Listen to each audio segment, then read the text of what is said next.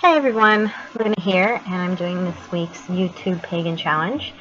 This week's topic is, do you have, and how did you find, a matron or patron, or both, deity?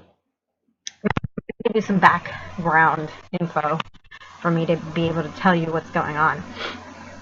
So when I was about 9, I was sexually abused by my stepfather.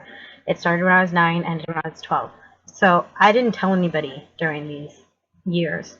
What I had done to try and escape the abuse was I created a place in my head for escape. I would put myself in a trance-like state and meditate in this world that I had created for myself. It was actually really, really detailed. It was in a field. There was a field, and next to it there was like a little pond.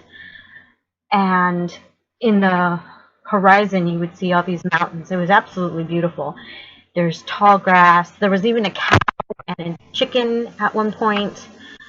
And it was a small little cottage with like flower boxes. And when you went inside, there was a bookshelf full of books, and there was a stove, and I mean it was elaborate for somebody who's 9 years old creating this. And I still to this day use that escape when I've gotten a little bit too overwhelmed with life.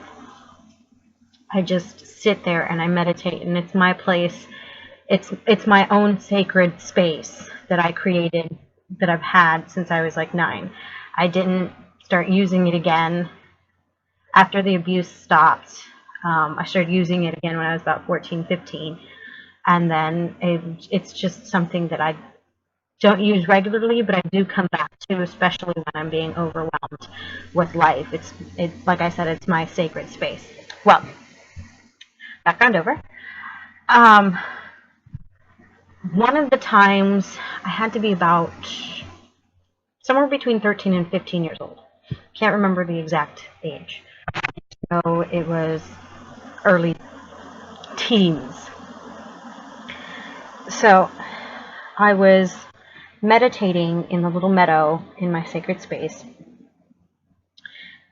and this lady came out of the pond, and it was beautiful and ethereal, and she was just kind of glowing. And above me was this huge full moon. And when she came out, I knew inside me that that was my mother goddess. And she sat next to me, and she signaled me to lay down on her lap. And I rested my head on her lap, and she played with my hair. And she told me, this is our space here underneath the lunar sky. And that's actually how I came with the name Luna Sky, because that was what she called our spot.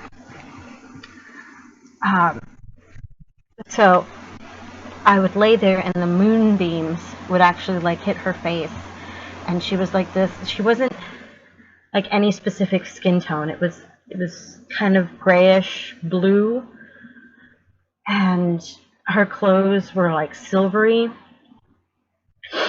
And so on that day, I decided that that was going to be my matron goddess, which in Spanish moon means luna, and the Roman equivalent is also Luna. So I took that to be my matron deity, and has been my matron deity since then.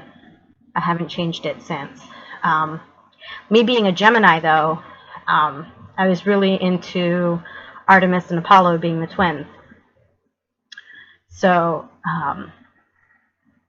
my matron and my patron were usually Artemis and Apollo, but when it came down to it, my main deity was always Luna, which I think the Greek equivalent is Selene, the embodiment of the moon. So anyway, it's not long and convoluted or anything, but that's how I came about my matron deity. And I haven't looked back since.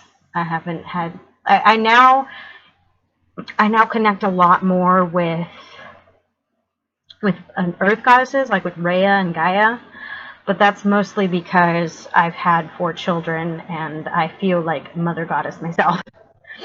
I've been pregnant, I've had to carry children and everything like that, but still the full moon, Luna, is my matron deity, and that's why I carry her name. So anyways, do you have a matron or patron, god or goddess? How did you come about it? So tell me in the comments below or shoot me a video response. Feel free to message me on Facebook. You guys have a very good night. Blessing.